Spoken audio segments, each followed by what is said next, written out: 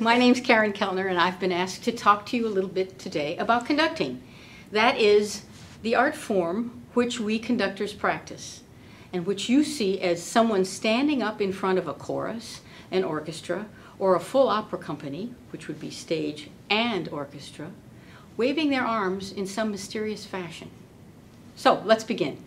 I'd like, first of all, to show you what it is the various components or sections of the opera personnel see. Let's start with the single line of music. If you would, come look with me. This is the beginning of the aria for Musetta in Puccini's La Bohème, the aria Quando men vo.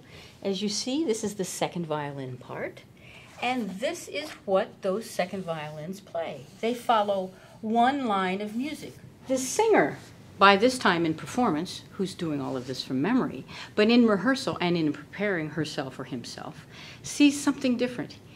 He sees what we call the part in a piano vocal score. And here is the same rehearsal number. Remember, it was 21 over here, it's 21 here.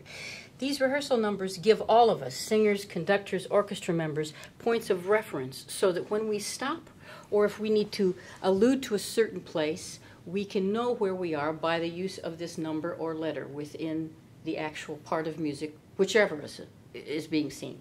So, come back, if we could, to the piano vocal score. Here is the singer Musetta. Remember, it's her aria Quando men vo. Here's her rehearsal 21. Here is her line of music, which we did not see in the orchestra second violin part. There is no sung part in that part, only what the player of the violin plays. Here, we see what accompanies, or what is sung with that part. In addition, we see what the piano plays in all rehearsals until the orchestra comes. When the full orchestra comes on board, we have what is always in a full orchestra. We have strings, we have woodwinds, we have brass, we have percussion, we have harp, and anything else that might be added into the mix according to what the composer wants. Let's go for a minute now to the full orchestra score of this same opera, written by Puccini, and which will be our first offering of the 2010 season at San Diego Opera. Here is rehearsal 21. Here is Musetta's line, but much smaller. Here is that same second violin part, but in my score, the conductor's score, it takes up only one line of, what is this, 10 lines? And these are very few instruments. You see the flutes, the oboes, the clarinets, the bass clarinets, the harp in this case, and all the strings.